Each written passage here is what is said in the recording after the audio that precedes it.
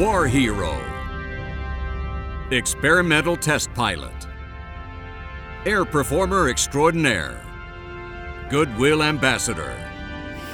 He is Bob Hoover. The name Bob Hoover, everyone in aviation knows the name. Everything Bob does is grace and class. You watch him walk, the way he gets in the airplane, the way he starts it, and the way he flies it. It's like a symphony. Listen to what others say about Bob Hoover in his latest documentary, Flying the Feathered Edge, produced by Kim First. Bob adds a touch of humor with what he calls his Tennessee waltz maneuver. With landing gear and flaps down, he makes an approach known to pilots as a falling leap side slip. This sort of thing is usually done only in fighter planes. Well, there's a lot of swagger out among the fighter pilot community, and a lot of people claim to be the world's greatest fighter pilot.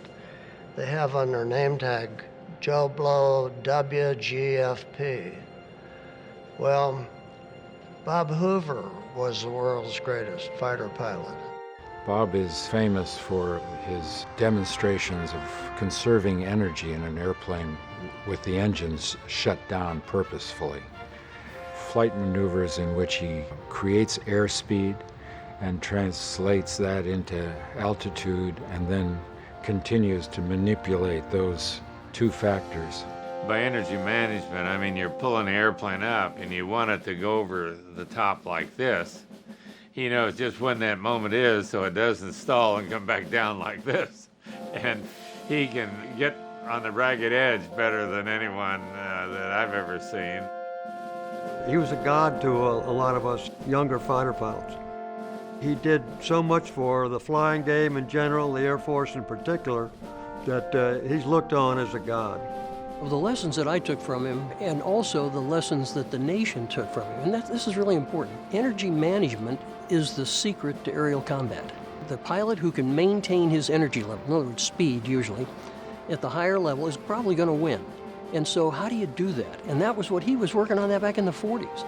Well, now Top Gun and the Fighter Weapons School and all these things that have come recently train pilots to think like that.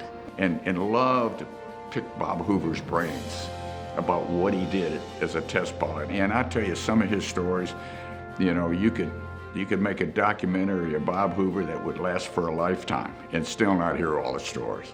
And along with that, he was a great personality.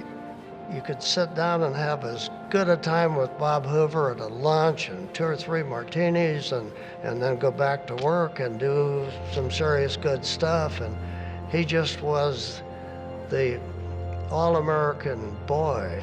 You know, his story is in itself just an absolutely epic story.